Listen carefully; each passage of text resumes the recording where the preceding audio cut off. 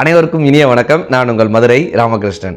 இந்த வாழ்க்கையை இன்னைக்கு கிடைத்த இந்த நாளை, இந்த 24 மணி நேரத்தை நல்ல ஒரு அன்பு கொண்ட ஒரு சிந்தனையோட இந்த மக்களுக்கு நம்ம வாழக்கூடிய வாழ்க்கையை ஒரு அர்த்தமுள்ள வாழ்க்கையாக வாழ்ந்து விட்டு போக மாட்டோமா, இந்த நாளை இனிய நாளாக கொண்டாடி விட மாட்டோமா என்கிற பெரிய முயற்சி தான் இந்த நிகழ்ச்சியினுடைய ஒரு மாபெரும் நோக்கம்னே சொல்லலாம் சார். அது என்ன, மற்றவர்களுக்கு பயன்படக்கூடிய ஒரு வாழ்க்கையாக.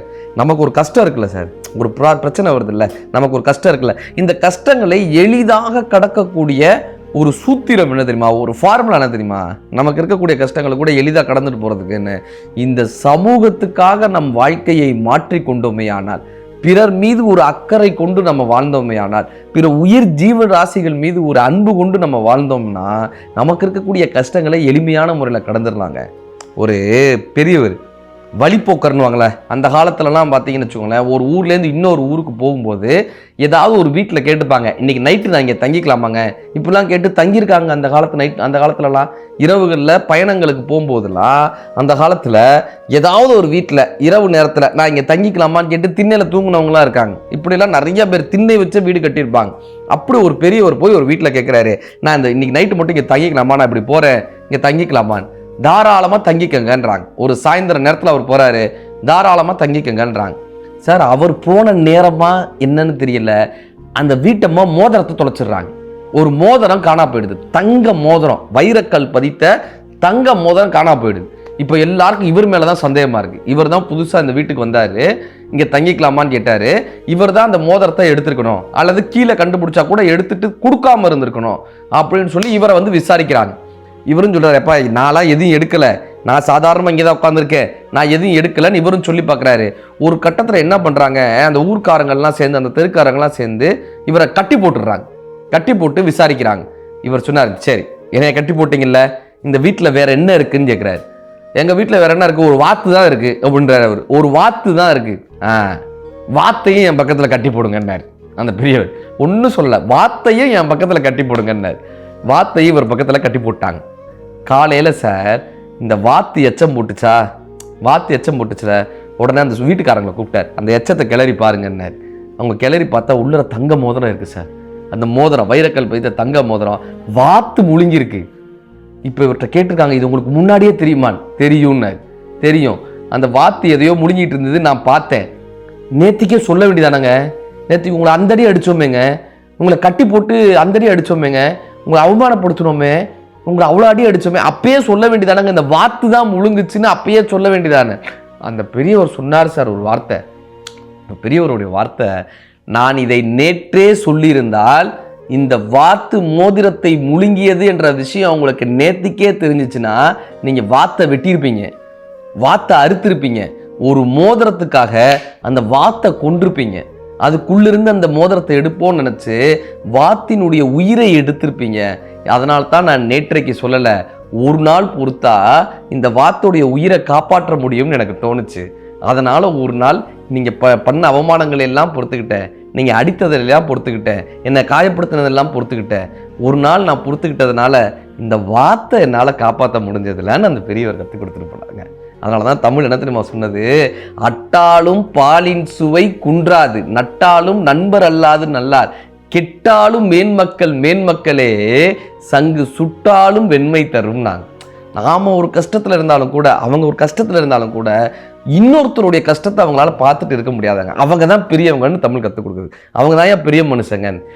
நமக்கு அவமானம் ஆயிடுச்சுப்பா, நமக்கு எதுக்குப்பா தேவையில்லாத வம்பு, அவன் பிரச்சனையை அவன் பார்த்துக்கிட்டுப்பான்னு விட்டுட்டு போகிறவங்க பெரிய மனுஷங்க கிடையாது ஆகுதாங்க. நட்டாலும் மேன்மக்களே, கெட்டாலும் மேன்மக்களே சங்கு சுட்டாலும் வெண்மை தரும். சார், ஒருத்தர் பணப்பையை தொலைச்சிட்டு அழுதுகிட்டு இருந்தான், புரியலைங்க, பணப்பையை தொலைச்சிட்டான், எங்கே தொலைச்சோன்னு தெரியாமல் கொண்டு வந்த காசை தொலைச்சிட்டு அழுதுகிட்டு இருக்கான். அந்த வகையாக ஒரு பெரியவர் வந்தவர் என்னப்பா ஏதுன்னு கேட்டுக்கிட்டு இருந்தார். இந்த மாதிரிங்க, கோயிலுக்கு வந்தேன், பணப்பையை வச்சுருந்தேன், எந்த தெருவில் தொலைச்சேன்னு தெரியல, எங்கே போட்டேன்னு தெரியலான்ட்டு பதட்டத்தில் அழுகிறான். இப்போ இந்த பெரியவர் பேசிகிட்டே இருந்தவர் டக்குன்னு மயக்கம் போட்டு விழுந்துட்டார். இவன் தொலைச்ச காசு தொலைச்சான்ல அதெல்லாம் மறந்துட்டான். ஐயோ, ஒரு பெரியவர் மயக்கம் போட்டு விழுந்துட்டாருன்னு டக்குன்னு ஊர்க்காரங்களை எல்லாத்தையும் கூப்பிட்றாங்க, தெருவில் இருக்கிறவங்களாம் கூப்பிட்றான், தண்ணி எடுத்து தெளிக்கிறான், மருத்துவர் வீட்டுக்கு கூப்பிட்டு போகிறான், அவருக்கு மருந்து இது பண்ணுறான், நல்லா அவர் தெளிய வச்சு அவர் வீடு எங்கன்னு கேட்டு ஒரு வண்டியை வச்சு அங்கே அனுப்பி விட்றான். இந்த பெரியவர் கொஞ்சம் கொஞ்சமாக மயக்கம் தெளிஞ்சு உன் காசு கிடைக்கும்பா, நீ கவலைப்படாதன்னு வாழ்த்திட்டு போகிறார். போனவர் திடீர்னு ஒரு 15 நிமிஷம் கழித்து திரும்பி வர்றார். அவனுடைய பணப்பையை எடுத்துகிட்டு வர்றார்.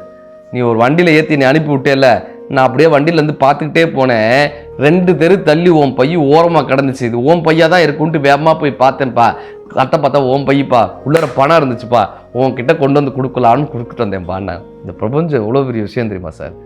நாம் ஒரு விஷயத்தை ஒருவருக்கு நல்லதை நினச்சி செஞ்சால் இந்த பிரபஞ்சம் நமக்கு மீண்டும் அதை திருப்பி தரும். வினை விதைத்தவன் வினை அறுப்பான், திணை விதைத்தவன் திணை அறுப்பான்னு சொல்லுவாங்கல்ல. நம்ம ஒரு கஷ்டத்தை கூட கடக்கணும்னா இந்த சமூகத்துக்கு நல்லது செஞ்சுட்டா போதும் சார். கர்நாடகாவில் திம்மக்கான்னு ஒருத்தவங்க 1909 பிறந்தவங்க. அந்த காலத்தில் 16 வயசில் அவங்களுக்கு கல்யாணம் பண்ணி வச்சுட்டாங்க. திம்மக்காண்டம் 16 வயசில் கல்யாணம் பண்ணி வச்சுட்டாங்க. குழந்தை இல்லைங்க. இப்பயே இவ்வளோ பேச்சு பேசுகிறாங்களே, அந்த காலத்தில் எப்படி இருந்திருக்கும் பாருங்களேன். குழந்தை இல்லை, எல்லாரும் அப்படி அவங்கள ஏசுகிறாங்க. இப்போ அவருக்கு ஒரு கட்டத்தை தற்கொலை பண்ணிக்கலாமான்லாம் முடிவெடுத்துட்டாங்க. தற்கொலை பண்ணிக்கலாமா, அதுக்கப்புறம் யோசிக்கிறாங்க நாம் ஏன் தற்கொலை பண்ணிக்கணும்னு சொல்லி அவங்க என்ன தெரியுமா சார் பண்ணாங்க, கணவனும் மனைவியும் மரம் வளர்க்க ஆரம்பித்தாங்க சார். மரம் வளர்க்க ஆரம்பித்தாங்க. ஒரு 8 மரங்கள் நட்டாங்க. எல்லாரும் கேட்டாங்க உங்களுக்கு எத்தனை குழந்தைங்கன்னு கேட்கும்போது 8 குழந்தைகள்னு சொல்லுவாங்க. குழந்தைன்னா வெறும் நமக்கு பிறக்கிறது தான் குழந்தையா, மரம் நம்ம குழந்தையா இருக்கக்கூடாதான்னு யோசிச்சாங்க சார். மரம் நம்ம குழந்தையா இருக்கக்கூடாதுன்னு யாராவது கேட்டால் 8 குழந்தைகள்னாங்க. அதுக்கப்புறம் 80 குழந்தைகள்னாங்க. அதுக்கப்புறம் 800 குழந்தைகள்னாங்க. அப்புறம் 8000 குழந்தைகள்னாங்க. 80,000 குழந்தைகள்னாங்க. அவங்க இறக்கும் போது என்ன தெரியுமா, அவர்களுக்கு 8 லட்சம் குழந்தைகள் இருந்திருக்காங்க. 8 லட்சம் மரங்கள், வாழ்நாள் முழுவதும் 8 லட்சம் மரங்கள் வளர்த்து ஒரு மிகப்பெரிய காட்டை உருவாக்கியவர்கள் திம்மக்கா. தனக்கு குழந்தை இல்லை என்கிற அந்த வலியை கடப்பதற்காக மரங்களை தன்னுடைய குழந்தைகளாக மாற்றி தன்னுடைய வாழ்க்கையை அர்த்தமுள்ள வாழ்க்கையாக வாழ்ந்து சென்றவர்கள் திம்மக்கா என்கிற ஒரு மாபெரும் மனிதர். இப்போ இந்த வாழ்க்கையில் போராட்டங்கள் இருக்கும், இந்த வாழ்க்கையில் கஷ்டங்கள் இருக்கும், இந்த வாழ்க்கையில் துன்பங்கள் இருக்கும். அதை கடக்கிறதுக்கு எளிமையான சூத்திரம் என்னப்பானா, அடுத்தவர்களுக்காக நம் கஷ்டங்களை பற்றி சிந்திக்காமல் பிறருக்கு நாம் எப்படி உபயோகமாக வாழ முடியும் என்று சிந்தித்தால் இந்த நாள் மட்டுமல்ல, எல்லா நாளும் இனிய நாள் தான். நன்றி.